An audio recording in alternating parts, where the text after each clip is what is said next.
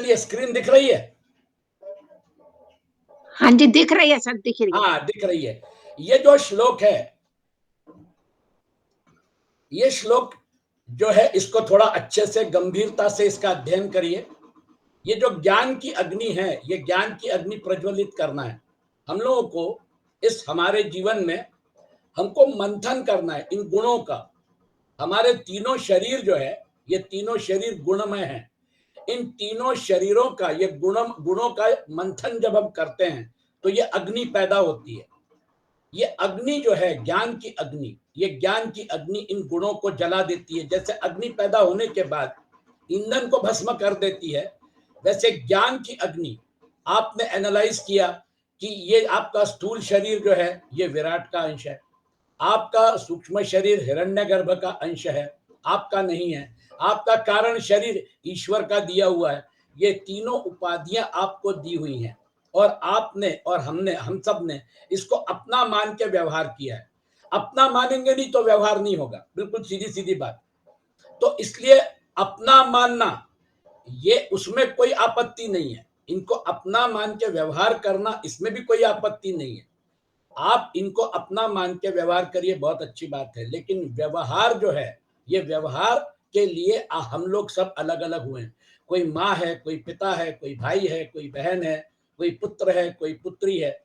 ये अलग अलग होने की वजह से हम सब, मतलब एक बंधन रहता है, पितृ ऋण, मातृ ऋण, है ना, पुत्र ऋण, पुत्री ऋण। ये सारे ऋण जो है, ये सारे ऋण अपने आप आ जाते हैं हमारे ऊपर। मित्र हैं, उनके उनके साथ मिलना जुलना, उनकी सेवा करना, उनको मदद करना, ये सारा जो व्यवहार है, ये सारा व्यवहार आपको करना है। लेकिन ये जो है, ये उपाधियां आपकी मानकर, ये परमानेंट, क्योंकि आपका स्थूल शरीर छूट जाएगा लेकिन सूक्ष्म शरीर रहेगा, कारण शरीर रहेगा। ये कर्म का बंधन कारण शरीर से शुरू होता है। ईश्वर सर्वभूतानां हृद्देशेर्जुन तिष्ठति भ्रामयन् सर्वभूतानि यंत्रारूढ़ानि मायया। एक रोलर कोस्टर राइड पे हमको डाल दिया है, क्योंकि हम अपने लिए कुछ रखना चाहते हैं, जबकि अपना कुछ भी नहीं है। इसलिए यथैधांसि यथैधांसितमिद्धोऽग्निर् भस्मसात् कुरुतेऽर्जुन ध्यानाग्नि सर्वकर्माणि भस्मसात् कुरुते तथा। अर्जुन, यथा समिद्ध अग्नि एधांसि भस्मसात् कुरुते। हे अर्जुन, जैसे प्रज्वलित अग्नि ईंधनों को सर्वथा भस्म कर देती है, तथा ज्ञानाग्नि सर्वकर्माणि भस्मसात् कुरुते, ऐसे ही ज्ञान रूपी अग्नि संपूर्ण कर्मों को सर्वथा भस्म कर देती है। ये ज्ञान है, और अज्ञान अविद्या की वजह से बंधन है। बंधन भी माना हुआ है, हमने इनको अपना समझा, इसलिए बंधन में पड़ गए। आत्म तत्व को बंधन नहीं है, आत्म तत्व तो इससे परे है, गुणातीत है। इसलिए जब उद्धव भगवान कृष्ण को पूछते हैं, महाराज बद्ध भी बोलते हो, मुक्त भी बोलते हो, आत्मा को समझ में नहीं आता है ना, तब भगवान कृष्ण ने 11वें स्कंद में बहुत सुंदर उत्तर दिया। वो बोलते हैं, ये जो है गुण सापेक्ष है। जो बंधन और मोक्ष जो है, ये गुण सापेक्ष व्याख्या है। वो जो है गुण, जो है गुणस्य माया मूलत्वान न मे मोक्षो न बंधनम बद्धो मुक्त इति व्याख्या गुण तो मे न वस्तुतः गुणस्य माया मूलत्वान न मे मोक्षो न बंधनम। मेरा ना मोक्ष है और मेरा ना बंधन है। जब तुम मेरे साथ जुड़ जाओगे तो कहाँ गया बंधन और कहाँ गया मोक्ष। ये मोक्ष और बंधन, ये इधर से जब हम देखते हैं तब समझ में आता है। मेरा जन्म हुआ, मेरा जीवन चल रहा है, मुझे सुख दुख हो रहा है, ये तकलीफ दे रहा है, ये करना है, फलाना करना है, ढिकाना करना है, पेट पालना है, शरीर है तो उसका संगोपन करना है, मकान चाहिए, दुकान चाहिए। सारी चीजें जो हैं, ये इस माने हुए संबंध के साथ जुड़ी हुई है। ज्ञानाग्नि सर्वकर्माणि भस्मसात् कुरुते अर्जुन। अर्जुन इन माने हुए संबंध को असली मानकर गांडीव रख दिए थे। भगवान कृष्ण उसको गांडीव उठाकर युद्ध करने के लिए प्रेरित कर रहे हैं। कैसे? उदाहरण देकर, आपको ये सब करना है, लेकिन आपका इससे तथा कथित संबंध माना हुआ है। माना हुआ संबंध आप कभी भी, किसी भी जन्म में, किसी भी क्षण आप उसको त्याग सकते हैं। संबंधों को त्यागना यानी व्यक्ति को त्यागना नहीं है। एक बात समझ लीजिए, कंफ्यूजन मत रखिए। कंफ्यूजन तब होता है कि त्याग कर दिया मतलब अब सबको छोड़ो, घर को तिलांजलि दे दो और निकल जाओ हिमालय में, निकल जाओ वन में। ऐसा नहीं है। ये माना हुआ संबंध जो है ये तथा कथित रिलेटिविस्टिक है। जैसे घर के बाहर निकलते समय हम ऑफिस में जाते हैं तो हमारा टिफिन लेते हैं, हमारे ऑफिस की मतलब फाइलें लेते हैं, ऑफिस की बैग लेके जाते हैं, जूता जो भी है आपको पहनना है तो ऑफिस का वेस्ट जो है वो पहनते हैं। ऑफिस से लौटने के बाद, घर पे आने के बाद हम ये सारा का सारा वेस्ट उतार देते हैं और रिलैक्स होते हैं। उसी प्रकार से है, आपको व्यवहार करने के लिए अहंकार की जरूरत है, मन बुद्धि की जरूरत है, इन सारे टूल्स की जरूरत है, नहीं तो व्यवहार कैसे होगा, है ना? तो वो व्यवहार के लिए इनका उपयोग करिए। लेकिन आप ये नहीं है, मैं अभी आपको लेक्चर, मैं यहाँ पे सत्संग कर रहा हूँ आपके साथ, मेरी गाड़ी नीचे खड़ी है, अब मुझे गाड़ी की जरूरत नहीं है। जब यहाँ से लेक्चर खत्म करके अगर मुझे बाहर जाना होगा तो मैं गाड़ी का उपयोग करूंगा। उसी प्रकार से आपको ये सारे उपकरण जिनको हम उपाधियां बोलते हैं दी हैं, लेकिन ये उपाधियां आप नहीं है, आप इनको यूज कर रहे हैं। You are the user. इसलिए याज्ञवल्क्य मैत्रेयी को समझाते हैं, नवा अरे पत्यु कामाय पति प्रियो भवति, आत्मनस्तु कामाय पति प्रियो भवति। मैत्रेयी, पति पति के लिए प्रिय नहीं होता है, आत्मनस्तु कामाय पति प्रियो भवति, आत्मा के लिए प्रति पति प्रिय होता है। नवा अरे भार्या या कामाय भार्याणि प्रियाणि भवन्ति, आत्मनस्तु कामाय भार्याणि प्रियाणि भवन्ति। उस समय बहुपत्नीत्व था, याज्ञवल्क्य की भी 2 पत्नियां थी, मैत्रेयी और कात्यायनी। भार्या के लिए भार्या प्रिय नहीं है, आत्म तत्व के लिए सारी चीजें प्रिय हैं। नवा अरे सर्वस्य कामाय सर्वं प्रियं भवति, आत्मनस्तु कामाय सर्वं प्रियं भवति। पति और पत्नी के बीच में संवाद चल रहा है। यह संवाद जो है ये अपने आप में बृहदारण्यक का सबसे एक मतलब लैंडमार्क संवाद माना जाता है। मैत्रेयी अमर हो गई क्योंकि उसने पूछा, जब उसको धन का हिस्सा दिया याज्ञवल्क्य ने, तो वो मुस्कुराई और बोली, महाराज इससे मुझे मोक्ष मिलेगा? याज्ञवल्क्य मुस्कुराए और बोले, मैत्रेयी धन से मोक्ष की आशा मत करो। तो बोले, फिर मुझे मोक्ष जिससे मिलेगा वो धन दीजिए, ये धन को लेकर मैं क्या करूंगी? तब याज्ञवल्क्य और मैत्रेयी का संवाद शुरू होता है। और फिर याज्ञवल्क्य बोलते हैं, नवा अरे सर्वस्य कामाय सर्वं प्रियं भवति, आत्मनस्तु कामाय सर्वं प्रियं भवति। देखिए, इसको कहते हैं ज्ञान की अग्नि। ये जब ज्ञान की अलग जगती है, किसके लिए ये सब प्रिय है? अगर आदमी चला गया, व्यक्ति जो है आईसीयू में एडमिट था, अब सब नलियां निकाल दी डॉक्टर ने, डिक्लेयर डेड, चादर सरका दी, अब आप ना गंगा जल मुंह में डाल सकते हैं, आप कुछ नहीं कर सकते। आप जो है उसको, उस बॉडी को, नाम भी नहीं लेते हैं, बॉडी को घर पे लेके जाते हैं और जो भी पॉसिबल है वो क्रियाकर्म करके और बाद में फिर आगे अग्नि को समर्पित करने ले जाते हैं। अब वो कुछ ग्रहण नहीं कर सकता। मकान कहाँ रह गया, दुकान कहाँ रह गया, बैंक बैलेंस कहाँ रह गया, वो जो सारा बड़प्पन था, सारे मेडल थे, ये मेडल वो मेडल, भारत रत्न फलाना ढिकाना, कहाँ चले गए सब? अब वो तो गया। उसके शरीर को आपने अग्नि को समर्पित कर दिया। ये ज्ञान की अग्नि है। ये शरीर को जलाने वाली अग्नि नहीं है, ये ज्ञान की अग्नि है। ये तीनों शरीरों को भस्म कर देती है।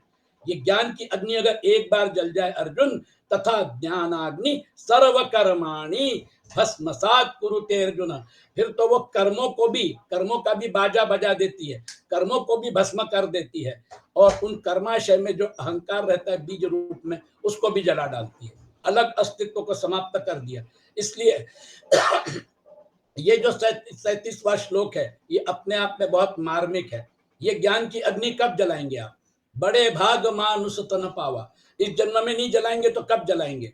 ये योनि जो है, ये योनि बड़ी श्रेष्ठ योनि है। आपके पास बुद्धि की ताकत है, मन की ताकत है, सब ताकत है। आप चाहे तो कुछ भी कर सकते हैं, अनलिमिटेड कैपेसिटी है। कब उसका उपयोग करेंगे? इसलिए भगवान कृष्ण अर्जुन को बोलते हैं, इस ज्ञान की अग्नि को प्रज्वलित करो अर्जुन। अब ज्ञान की अग्नि को प्रज्वलित कर दिया अर्जुन ने, है ना? अब उसके बाद ज्ञान की अग्नि प्रज्वलित हो गई तो सारा का सारा जल गया? नहीं नहीं, ऐसे नहीं होता है। ये अनेक जन्मों के कर्म हैं, ये 1 घंटे में 2 दिन में समाप्त नहीं होंगे, इसलिए इसको थोड़ा समय लगेगा। नहि ज्ञानेन सदृशम पवित्रमिह विद्यते, तत्स्वयं योग संसिद्ध कालेनात्मनि विन्दति इह ज्ञानेन सदृशं पवित्रम ही न विद्यते। हे अर्जुन, इस मनुष्य लोक में ज्ञान के समान पवित्र करने वाला निस्संदेह दूसरा कोई साधन नहीं है। हमारे यहाँ पे और एक सुभाषित है, बहुत सुंदर सुभाषित है। आहार निद्रा भयमैथुनानि समानि चैतानि नृणां पशूनां ज्ञानं नराणां अधिको विशेषो ज्ञानेन हीना पशुभिः समानः। बताइए, आहार निद्रा भय मैथुन ये तो पशु और मनुष्य में कॉमन है। हमारी विशेषता क्या है? ज्ञानम नराणाम अधिको विशेषो ज्ञानेन हीना पशुभिः समाना। जो ज्ञान से विहीन है वो पशु के समान है। देखिए, ये हमारी हिंदू संस्कृति है, ये हमारी हिंदू संस्कृति की ऊंचाई है। आज दुनिया में 1000 करोड़ लोग रहते हैं, उसमें से कितने लोग इस बात को लेकर जीवन जी रहे हैं, ज्ञानेन ही पशुभिः समाना। ज्ञान की अलग कब जगाएंगे, ज्ञान की अग्नि कब जलाएंगे? समय तो बीतता जा रहा है। इसलिए तत्स्वयं योग संसिद्ध कालेनात्मनि विन्दति इह ज्ञानेन सदृशं पवित्रम ही न विद्यते। योग संसिद्ध तत्कालेन स्वयं आत्मनि विन्दति। देखिए, जिसका योग भली भांति सिद्ध हो गया है वह कर्मयोगी उस तत्व ज्ञान को अवश्य ही स्वयं अपने आप में पा लेता है। ज्ञान जो है वो तो अंदर ही है। हमारे ज्ञान का सारा भंडार जो है वो अंदर ही है। इसलिए जैसे ही हम उपाधियों को रिजेक्ट करते हैं, है ना, जब याज्ञवल्क्य बोलते हैं आत्मनस्तु कामाय सर्वम प्रियम भवति, इसलिए मैत्रेयी को क्या बोलते हैं? मैत्रेयी को बोलते हैं, मैत्रेयी ये सारी चीजें छोड़ो, है ना। तुलसीदास जी भी बोलते हैं सबके ममता ताग बटोरी मम पद मन ही बांधी बरी डोरी। भगवान राम आपको बता क्या रहे हैं? ममत्व उनके साथ जितना रखते हो मेरे साथ कहाँ रखते हो? कितने बार मुझे याद करते हो? मेरे साथ जुड़ने की कोशिश कहाँ करते हो? तुम मेरी तरफ तो पलट कर भी नहीं देखते। जीवात्मा और परमात्मा दो सिक्के के दो पहलू हैं। आप व्यवहार में इतने फंसे हुए हैं, ये करना है वो करना है फलाना करना है ढिकाना करना है, कि आपको परमात्मा की तरफ पलट कर देखने के लिए समय ही नहीं है। भगवान राम बोल रहे हैं, सुंदरकांड में उपदेश दे रहे हैं, किसको? सबको दे रहे हैं। एक्चुअली सामने, है ना, वानर सेना है, विभीषण है, और वो बोलते हैं सबके ममता ताग बटोरी मम पद मन ही बांधी बरी डोरी समदरसी इच्छा कछु नाही हर्ष शोक भय नहीं मन माही अस सज्जन मम उर बस कैसे लोभी हृदय बसई धनु जैसे। सब छूट गया विभीषण तुम्हारा, कुंबा छूट गया, भाई छूट गए, पति पत्नी छूट गई, सब छूट गया। तुमको अपमानित करके मेरे पास भेजा है, अब तुम निर्मल हो गए हो, है ना, अब तुम मेरे हो गए हो, अब मैं तुमको नहीं छोड़ूंगा। अस सज्जन मम उर बस कैसे लोभी हृदय बसई धनु जैसे। बहुत कठिन परीक्षा तुम्हारी ले ली है परिस्थिति ने। ऐसा होना नहीं चाहिए, सबके सामने अपमानित नहीं करना चाहिए, लेकिन कोई बात नहीं। वो प्रसंग जो है, वो प्रसंग की वजह से तुमको मेरे पाले में डाल दिया है। अब चिंता नहीं करो, भक्ति भी मिलेगी और मेरा आशीर्वाद भी मिलेगा। समुद्र का जल मंगाया और वहीं पे टीका लगा दिया। आप लंका के भविष्य के राजा हो, रावण का तो हम बंदोबस्त कर देंगे। देखिए, तो इसलिए क्या है, वो जो है आप अपने जीवन में अगर इसको अचीव करना चाहते हैं तो भगवान कृष्ण बोलते हैं। अब देखो, अर्जुन एक प्रैक्टिकल सिचुएशन में था, भगवान कृष्ण ने बोल दिया तो ज्ञान की अग्नि पैदा हो गई, यही सब 3 समय शरीर भस्म हो गए। ऐसा नहीं है, ये काल गणना के हिसाब से, ये आपके प्रारब्ध के हिसाब से, ये कर्म गति के हिसाब से आपको ये शरीर प्राप्त हुआ है।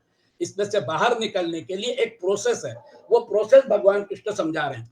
संसार की स्वतंत्र सत्ता को मानने से तथा उससे सुख लेने की इच्छा से ही संपूर्ण दोष पाप उत्पन्न होते हैं। तत्व ज्ञान होने पर जब संसार की स्वतंत्र सत्ता ही नहीं रहती, तब संपूर्ण पापों का सर्वथा नाश हो जाता है और महान पवित्रता आ जाती है। इसलिए संसार में ज्ञान के समान पवित्र करने वाला दूसरा कोई साधन है ही नहीं। ये ज्ञान की अग्नि है। आप अज्ञान में ही पैदा हुए, अज्ञान में ही जीवन जी रहे हैं, और आप अज्ञान में ही जन्म मृत्यु के चक्र में फंसे हुए हैं। आप कौन किसका जन्म, किसका जीवन, किसकी मृत्यु, किसको सुख दुख, ये जो सबसे बड़ी ऊंची चीज है, वो ऊंची चीज को पहुंचने के लिए प्रोसेस से जाना पड़ेगा। हमारे आज की जो परिस्थिति है वो हमारी रियलिटी है। अर्जुन की रियलिटी क्या थी?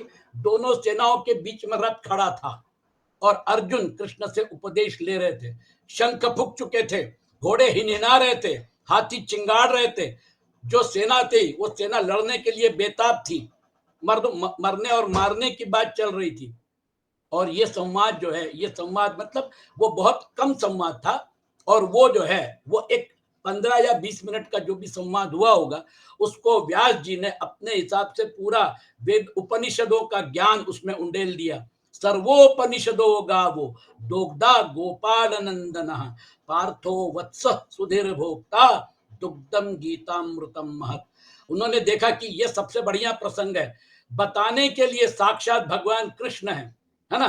तो वो जो प्रसंग होगा जिसमें उन्होंने अर्जुन को दिखा दिया कि मेरा ये विश्व रूप देख लो, फिर उसके बाद गांडी उठाए युद्ध किया, उस प्रसंग का निमित्त बनाकर व्यास जी ने बहुत सुंदर ढंग से उसको विशद करके हमारे सामने एक अमृत के रूप में, उपनिषदों का अमृत दुग्ध रूप में, क्योंकि वो तो ग्वाले थे भगवान कृष्ण, गायों का दोहन करते थे, उपनिषदों का दोहन करके उन्होंने जो अमृत हमारे पास भगवत गीता के रूप में पहुंचाया है, इस अमृत का पान अर्जुन ने वहां पे किया। आज हम लोग उसका पान कर रहे हैं। अनेक जनरेशंस हाथ में भगवत गीता लेके तर गई।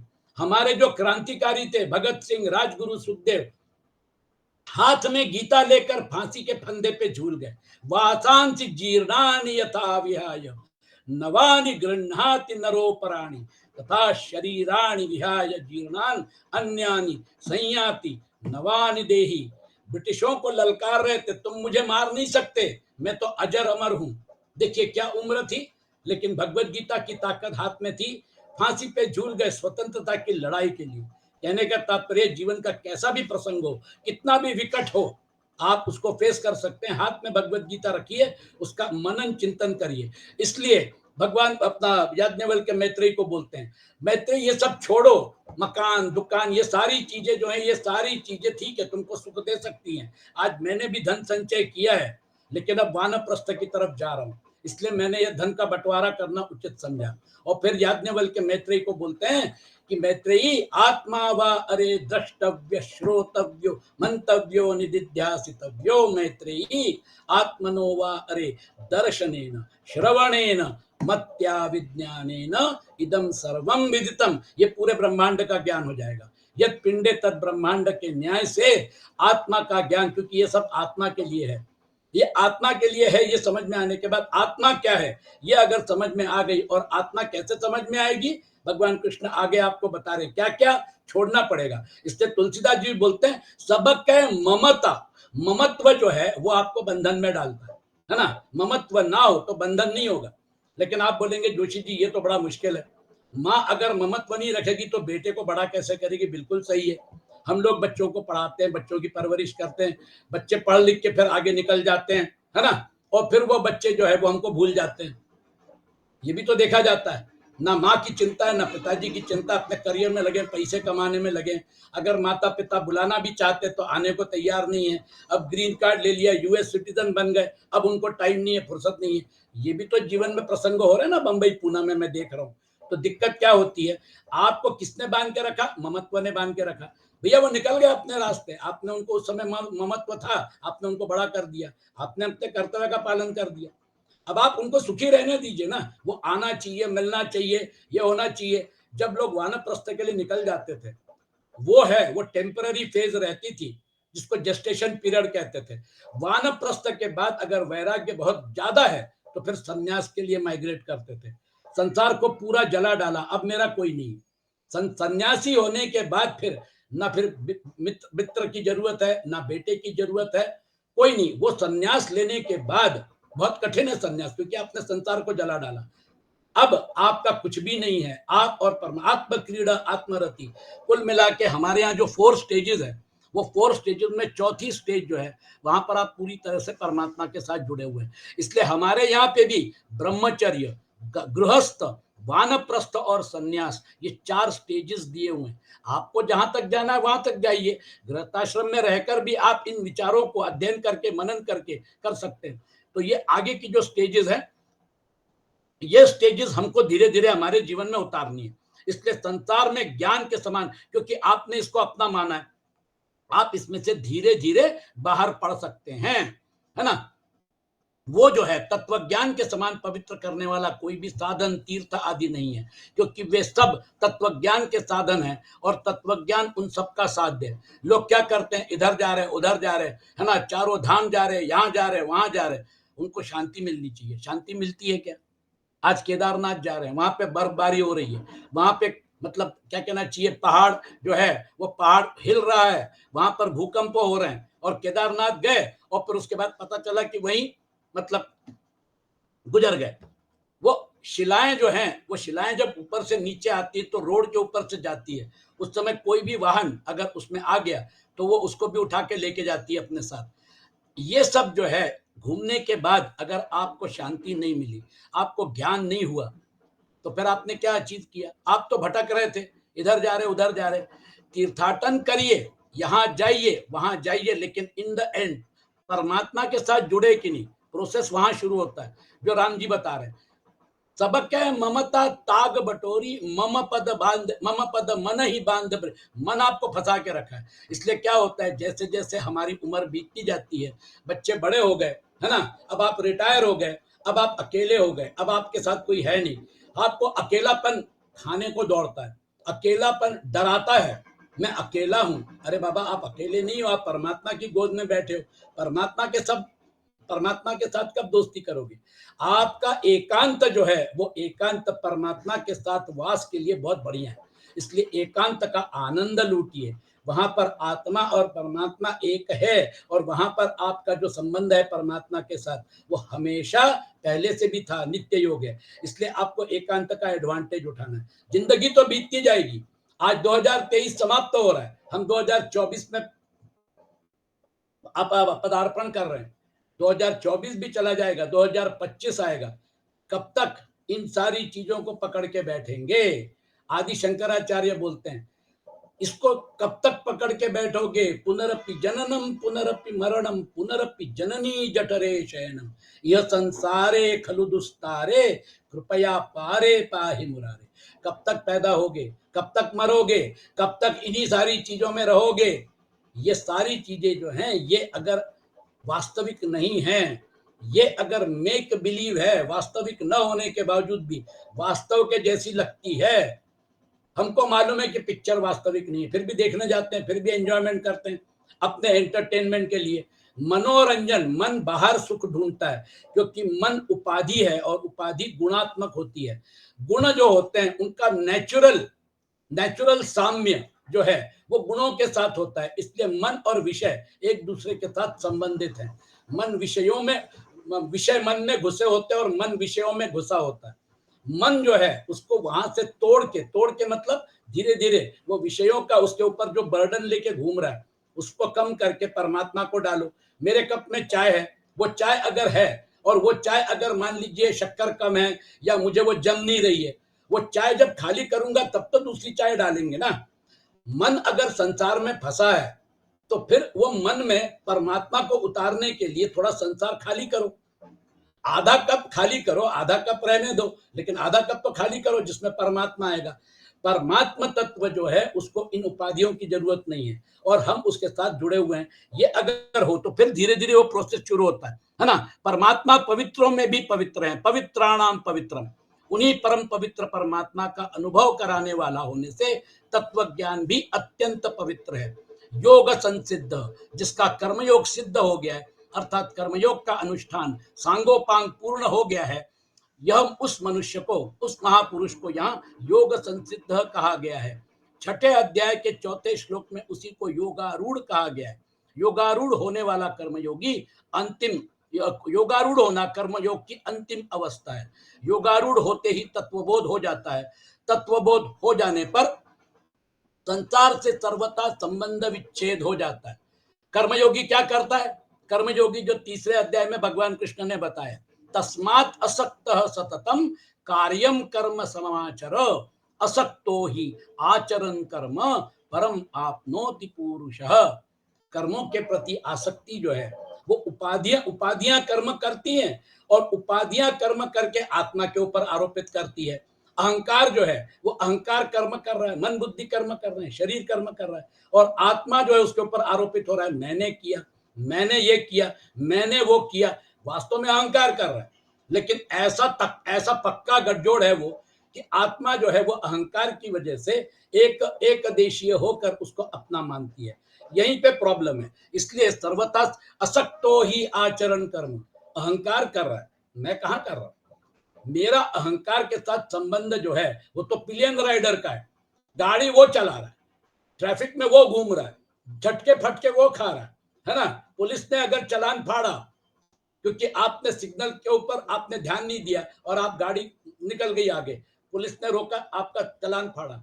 ड्राइवर जो है अहंकार जो है वही सब में फंसा है, वही सुख झेलता है, वही दुख झेलता है, सब कुछ वही झेल रहा है।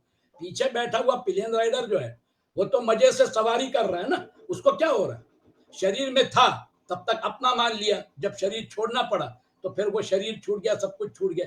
इसका मतलब ये कि आत्म तत्व अहंकार के साथ जुड़कर व्यवहार जीव भाव में फंस जाता है। इसलिए कर्मयोग की मुख्य बात है अपना कुछ भी न मानकर संपूर्ण कर्म संसार के हित के लिए करना, अपने लिए कुछ भी ना करना, क्योंकि आत्म तत्व अहंकार के साथ जुड़ा होने से ऐसा ऐसा लगता है कि आत्म तत्व कर रहा है। इसलिए वो आत्म तत्व कर रहा है, उसकी वजह से तथाकथित बंधन है, आना रहना जाना है।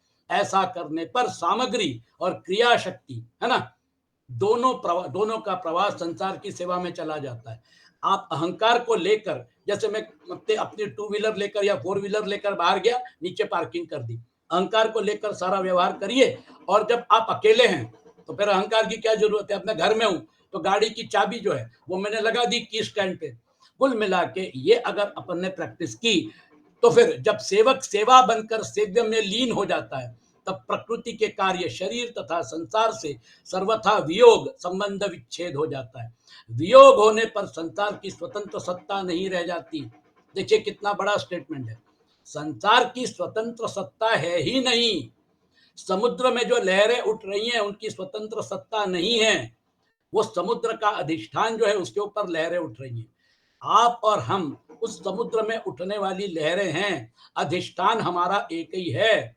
हम लहरों को गिन रहे हैं, जीवन बिता रहे हैं, अनेक योनियों में प्रवास कर रहे हैं। अगर हमको ये समझ में आ गया कि हम लहर नहीं हम समुद्र हैं तो फिर हम अनंत हैं, हम अनादि हैं। अजो नित्य शाश्वतोयम पुराणो न हन्यते हन्यमाने शरीरे। फिर किसको मारोगे, कौन मरेगा। ये सारा जो युद्ध प्रसंग था, 18 अक्षोहिणी सेना वहां पर खड़ी थी, सब तो अलग अलग दिख रहे थे, सबका अलग अलग बैकग्राउंड था, है ना। वो सारे के सारे इकट्ठा होकर एक बड़े महायुद्ध को मतलब क्या कहना चाहिए न्योता दे रहे थे। बात ऊपर से देखेंगे, सुपरफिशियल देखेंगे तो बिल्कुल सही है, लेकिन जब आप और गहन उतरते हैं तो फिर पता चलता है आत्म तत्व इसका अधिष्ठान है। आत्म रूप में हम सब एक हैं। इसको डिस्कवर करने के लिए लहरों की तरफ से दृष्टि हटाओ और आत्म तत्व के ऊपर फोकस करो। वियोग होने पर संसार की स्वतंत्र सत्ता नहीं रहती। लहरों में पानी किसका था, समुंदर का। लहरें उठ किस पर रही हैं, समुंदर के ऊपर। लहर उठती है और बाद में फिर शम जाती है, फिर दूसरी लहर उठती है। तो ये लहरें उठती रहेंगी। हमारे पहले भी लोग आए, हमारे बाद में भी आएंगे, हमारे साथ भी हैं। ये सारी लहरें जो है ये उठेंगी और शम हो जाएंगी। तो वियोग होने पर संसार की स्वतंत्र सत्ता नहीं रहती, केवल क्रिया रह जाती है। आपको लोग याद कैसे करेंगे, अरे उन्होंने ये काम किया, उन्होंने वो काम किया। आप तो इतिहास जमा हो गए। इसलिए आपके हाथ में जो कर्म है उसको अच्छे से करिए, परमात्मा को याद करिए। इसी को योग की संसिद्धि अर्थात सम्यक सिद्धि कहते हैं। कर्म और फल की आसक्ति से ही योग का अनुभव नहीं होता। तस्मात् असक्त सततम कार्यम कर्म समाचर असक्तो ही आचरण कर्म। फिर उसके बाद परमात्मा का संज्ञान शुरू होता है। जब आप आसक्ति रहित कर्म और अपना फल के प्रति आसक्ति ना कर्म के प्रति, तो फिर परमात्मा का आपको आभास होना शुरू होता है जो आपका मेन अधिष्ठान है। इसलिए वो जो है परम आपनोति पुरुष, वो तो अंदर ही बैठा है हमारे अंदर, लेकिन हम उसको देख नहीं पाते हैं क्योंकि हम इसमें फंसे हुए हैं। और अपना स्वरूप नित्य है। तो कर्म और पदार्थ तो अनित्य हैं, आदि अंत वाले हैं, और अपना स्वरूप नित्य है। अनित्य कर्मों से नित्य स्वरूप को क्या मिल सकता है ना? इसलिए हाँ हाँ, 2 मिनट। और वो जो है कुछ नहीं पाना है, यह कर्म विज्ञान है। कर्म विज्ञान का अनुभव होने पर कर्म फल से भी संबंध विच्छेद हो जाता है। आपको मैंने श्लोक भी बता दिया। और अर्थात कर्मजन्य सुख लेने की आसक्ति सर्वथा मिट जाती है, जिसके मिटते ही परमात्मा के साथ अपने स्वाभाविक नित्य संबंध का अनुभव हो जाता है, जो योग विज्ञान है ना? योग विज्ञान का अनुभव होना ही योग की संसिद्धि है। तो कर्म के रास्ते से आपने मनन चिंतन करके और आपने उसको एनालाइज करके आपने उसकी वास्तविकता को समझ लिया। तो ये जो है, ये कर्म विज्ञान जो है, कर्म के रास्ते से, ज्ञान के रास्ते से, यहाँ पर चौथे अध्याय में कर्म और ज्ञान को उन्होंने दोनों को टेबल पे आजू बाजू में रखकर कंपैरेटिव स्टडी की है भगवान कृष्ण ने, कि कर्म के रास्ते से जाओगे तो भी वहीं पहुंचोगे, ज्ञान के रास्ते से जाओगे तो भी वहीं पहुंचोगे। क्योंकि कर्म का विज्ञान समझ में आने के बाद फिर वो जो अग्नि, ज्ञान की अग्नि प्रज्वलित होती है, वो फिर कर्मों को दग्ध करती है। तो फिर जिस तत्व ज्ञान से संपूर्ण कर्म भस्म हो जाते हैं और जिसके समान पवित्र करने वाला संसार में दूसरा कोई साधन नहीं है, उसी तत्व ज्ञान को कर्मयोगी योग संसिद्ध होने पर दूसरे किसी साधन के बिना स्वयं अपने आप में ही तत्काल प्राप्त कर लेता है। ये भले ही इंडिपेंडेंट साधन लग रहे हों, लेकिन इनकी कनेक्टिविटी है। ध्यान योग, कर्म योग, ज्ञान योग, भक्ति योग सब कन्वर्ज हो जाएंगे। भगवत गीता आपको अलग अलग रास्ते से वहीं पर ले जाएगी, कन्वर्जेंस पॉइंट। और फिर वो जो है, वहां पर आप भक्ति की ताकत लेकर, क्योंकि भक्ति में आप विभक्त नहीं है, भक्ति की ताकत लेकर आपने वो जो हमारे 4 महावाक्य हैं, अहम ब्रह्मास्मि, तत्वमसि, इनको साक्षात कर सकते हैं। वो जो है वहां पर भक्ति मतलब, आप अगर विभक्त नहीं है तो क्या क्या छूट गया? अगर आप विभक्त हैं तो उपाधियों को लेकर बैठे हुए हैं व्यवहार करने के लिए। जब आप विभक्त से भक्त बन जाते हैं तो फिर उसके बाद उपाधियां छूट गई। उपाधियां छूट गई मतलब संसार छूट गया, क्योंकि संसार जो है वो उपाधि के साथ जुड़ा हुआ था। आप बोलेंगे जोशी जी समझ में नहीं आ रहा है, जरा कठिन है। स्वप्न जो है वो स्वप्न आप देखते हैं, और जब आप जग जाते हैं तो स्वप्न पूरा का पूरा गायब हो जाता है। आप वहां पर जो स्वप्न में आपका जो अस्तित्व था उसको, वो भी गायब हो जाता है। शेर, मैं सपने में देखा शेर मेरे ऊपर आक्रमण कर रहा है ना? मैं पेड़ के नीचे सोया हुआ था और अचानक दहाड़ सुनी और मैं हड़बड़ा के उठ गया। और फिर आप बगल में सो रहे थे, आपने बोला क्या हो गया? अरे वो शेर शेर शेर। आपने बोला कहाँ शेर है? यहाँ तो कुछ नहीं है, एक गिलास पानी पियो और सो जाओ, हमको भी सोने दो, है ना? तो आप देखेंगे वो पूरा का पूरा दृश्य, ना शेर था, ना जंगल था, ना पेड़ था, और ना मैं था। आपने सब्जेक्ट को भी रिजेक्ट कर दिया, तो फिर जैसी सब्जेक्ट रिजेक्ट हो जाएगा, ऑब्जेक्ट भी रिजेक्ट हो जाएगा। इसलिए मतलब वो जो आदि शंकराचार्य ने जो बोला है, ब्रह्म सत्यम जगन मिथ्या जीवो ब्रह्मैव नापरः, उसको ये पॉइंट पे जाके एनालाइज करिए। जीव भाव की वजह से जीव जगत सच लग रहा था, ये हमारा व्यवहारिक सत्य है, जिसमें जन्म जीवन मृत्यु है। लेकिन जीव भाव नष्ट हो गया तो जगत नहीं, जीव भाव भी गया। मतलब आपने जीव को भी रिजेक्ट कर दिया। जीव इज इक्वल टू आत्मा प्लस उपाधि, है ना? वो जीव भाव है। जीवात्मा जो है वो जीवात्मा अब रहा कहाँ? उपाधियों को रिजेक्ट कर दिया। ब्रह्म सत्यम जगन मिथ्या जीवो ब्रह्मैव नापरः, आत्म तत्व माइनस उपाधि, वो जो है उपाधियां चली गई तो फिर उसके बाद ब्रह्म सत्य है। और जीव जो है जगन मिथ्या जीवो ब्रह्मैव नापरः, जीव तो ब्रह्म ही था, विलग कहाँ है, अलग कहाँ है? वो तो भक्त बन गया। भक्त बनने के बाद उपाधियों का संसर्ग खत्म हो गया। जैसी उपाधियों को छोड़ दोगे, आप अनलिमिटेड थे, अनलिमिटेड हो, अनलिमिटेड रहोगे। आपको कुछ नहीं हुआ, ना जन्म था, ना मृत्यु थी, ना ये मतलब जीवन के ये सब लटके झटके थे, है ना? ये सारा का सारा खेल खत्म हो गया। इसलिए जब हम इसको एनालाइज करते हैं तो फिर जो, बस 2 मिनट, यहाँ पे जो याज्ञवल्क्य ने मैत्रेयी को बोला था, वो आपकी आंखें खोलनी पड़ेगी, आपकी ज्ञान चक्षु खोलनी पड़ेगी, तब जाके क्लियर होगा। फिर उसके बाद आत्मनि विंदति पदार्थों का तात्पर्य है कि तत्वज्ञान को प्राप्त करने के लिए कर्मयोगी को किसी दूसरी जगह जाने की जरूरत नहीं है। कर्मयोग सिद्ध होने पर उसे अपने आप में ही स्वतः सिद्ध तत्वज्ञान का अनुभव हो जाता है। परमात्मा सब जगह परिपूर्ण होने से अपने में भी है। जहां साधक मैं हूं रूप से अपने आप को मानता है, वहीं परमात्मा विराजमान है। परंतु परमात्मा से विमुख होकर संसार से अपना संबंध मान लेने के कारण अपने आप में स्थित परमात्मा का अनुभव नहीं होता। आत्मविस्मृति होने से, है ना, संसार सही लगता है, मोह सही लगता है, जो अर्जुन को हो गया था। जब आत्मस्मृति प्राप्त हो जाती है, तब फिर जो अर्जुन ने डिक्लेयर किया, नष्टो मोह स्मृतिर्लब्धा, आत्मस्मृति हो गई, मैं अलग रोल अलग, तो फिर खेल खत्म, फिर आप उसी रोल को एंजॉय करिए। यू गिव योर बेस्ट, लेकिन आप अलग रोल अलग, इस भावना में अगर रहते हैं, रूप में अपने से अपने आप को मानता है, वहीं परमात्मा विराजमान है। इसलिए कर्मयोग का ठीक ठीक अनुष्ठान करने से जब संसार से सर्वथा संबंध विच्छेद हो जाता है, ये माना हुआ संबंध है। संबंध विच्छेद यानी अभी आप निकल गए, जंगल में निकल गए, हिमालय में निकल गए, अभी आप अपने कर्तव्य करते रहिए, आप ड्यूटी अपनी बजाते रहिए। आपने उसको जो अपने ममत्व के धागे से बांध के रखा था, वो ममत्व का धागा जो है वो थोड़ा ढीला कर दीजिए। आपसे रोल प्ले करवाया जा रहा है। यहाँ पे इस जन्म में आप किसी के पति होंगे, अगले जन्म में वो आपके पति होंगे, ये सब उल्टा पुल्टी होता रहेगा, है ना। तो ये क्या है, इसको गहना कर्मणो गति, इसको हम नहीं समझ सकते। अर्थात संसार से तादात्म्य, ममता और कामना मिट जाती है, तब उसे अपने आप में ही तत्व का सुखपूर्वक अनुभव हो जाता है। निर्द्वंद्वो ही महाबाहो सुखम बंधात प्रमुच्यते। परमात्मा तत्व का ज्ञान करण निरपेक्ष है। देखिए, मन बुद्धि से निरपेक्ष है, इसलिए उसका अनुभव अपने आप से ही हो सकता है। आत्मना आत्मानं पश्यन् आत्मनि तुष्यति। इंद्रियां, मन, बुद्धि, है ना, ये सारे टूल्स आदि कारणों से नहीं। साधक किसी भी उपाय से तत्व को जानने का प्रयत्न क्यों ना करे, पर अंत में वह अपने आप से ही तत्व को जानेगा। यत्र उपरमते चित्तम निरुद्धम योग सेवया तत्र च एव आत्मना आत्मानं पश्यन् आत्मनि तुष्यति।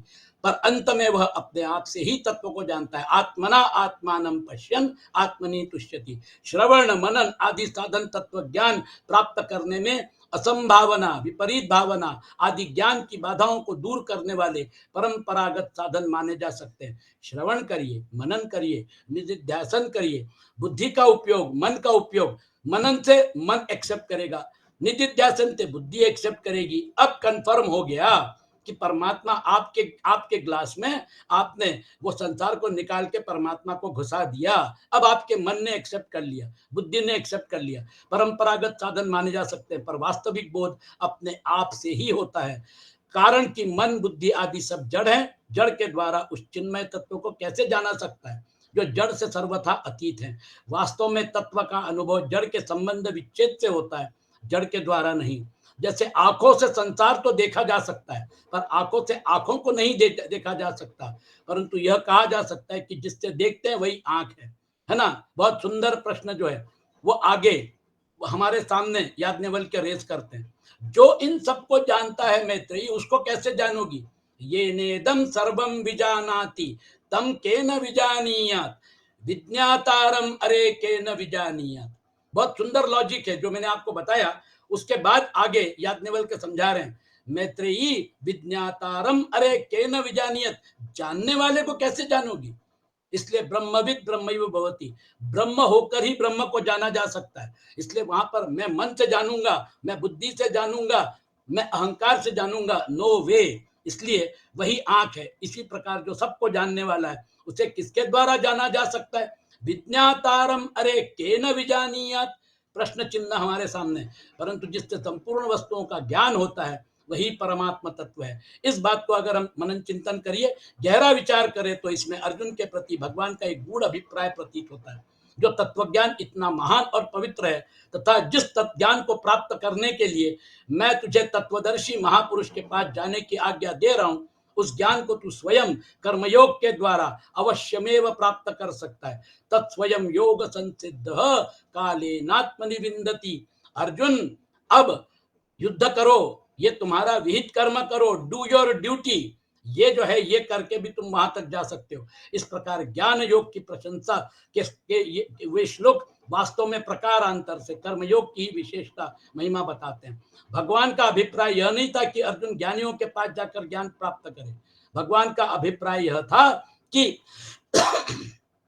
अर्जुन अपना कर्म, अपनी ड्यूटी कर कर, कि जो ज्ञान इतनी दुर्लभता से ज्ञानियों के पास रहकर उनकी सेवा करके और विनय पूर्वक प्रश्नोत्तर करके तथा उसके अनुसार श्रवण मनन और निधिध्यासन करके प्राप्त करेगा, वही ज्ञान, नोट कर लीजिए, तुझे कर्मयोग की विधि से प्राप्त कर्तव्य युद्ध का पालन करने से भी प्राप्त हो सकता है। इसलिए आपका जो कर्म है, विहित कर्म है, उसको करते रहिए और कुछ रहिए। इस प्रक्रिया में पहले संपूर्ण प्राणियों को अपने में देखेगा और उसके बाद संपूर्ण प्राणियों का परमात्मा तत्व में देखेगा। ये जो है, इस भाव के साथ आज हम आज का सत्र समाप्त कर रहे हैं। ओम असतो मा सद्गमय तमसो मा ज्योतिर्गमय मृत्योर्मा अमृतं गमय। ओम शांति शांति शांति। नमस्कार।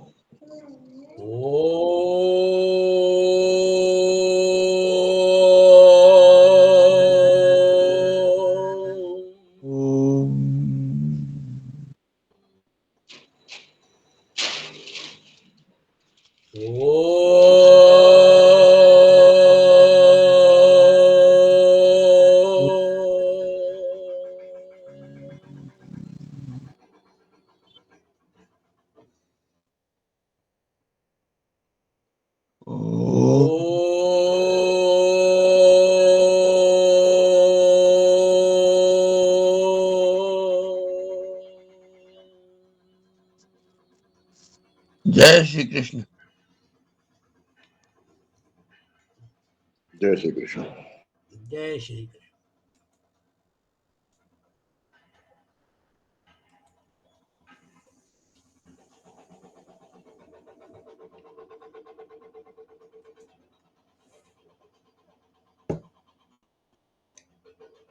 आज कहाँ है डॉक्टर साहब, ज्वाइन नहीं किए? अरे वो लिंक डालने में लेट हो गए थे कल। हाँ, कल आप लेट हो गए, इसलिए कुछ लोगों को लगा होगा आज क्लास नहीं है। हाँ। आज अंजलि जी ज्वाइन की है। हाँ, किसी के कोई प्रश्न हो तो करें। अंजलि जी नमस्कार।